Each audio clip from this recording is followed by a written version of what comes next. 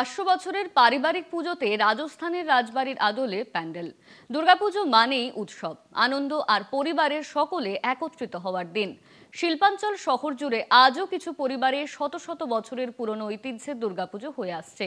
আসানসোলের রানীগঞ্জের বক্তানগর গ্রামে খা পরিবারের পুজোয় এবার আধুনিকতার ছোঁয়া।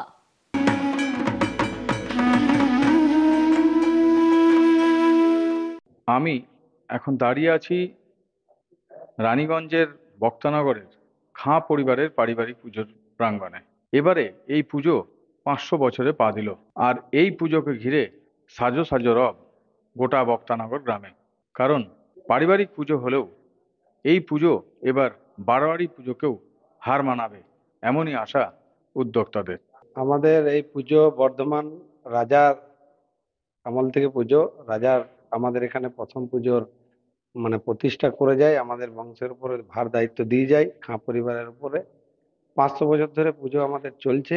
এই পুজো আমাদের খাঁ পরিবারের টোটাল পরিবার মিলে আমরা পুজো করি। আর এবছরের দায়িত্বটা আমি নিয়েছি, যে এবছরের ডেকোরেশন এগুলো আমি করাবো। আমরা বসে আলোচনা করতে করতে আমারই খুব নিয়ারেস্ট তো আমরা চিন্তা ভাবনা করলাম যে একটা ভালো থিম করা যায় যাতে। তো আমরা এটা করছি একটা রাজস্থানের একটা রাজমহলের প্যাটার্নে, কিন্তু কিছুটা কাল্পনিক। সব রকম ভাবেই করছি আমরা। দেখে মনে হবে না যে এটি এক পারিবারিক পুজো। আসলে এই পুজোর দর্শন করতে এলে, মায়ের দর্শন করতে এলেই প্রথমেই দেখা যাবে বিশাল প্যান্ডেল এবং প্যান্ডেলের কারুকার্যের কাজ। তারপরে আপনাদের ঢুকতে হবে এই মণ্ডপে, যেখানে পুজো হয়ে আসছে বিগত 500 বছর ধরে। আর এই বক্তানগর গ্রামে খাঁ পরিবারের পুজো দেখতে আপনাকে আসতে হবে আসানসোলের বক্তানগরে।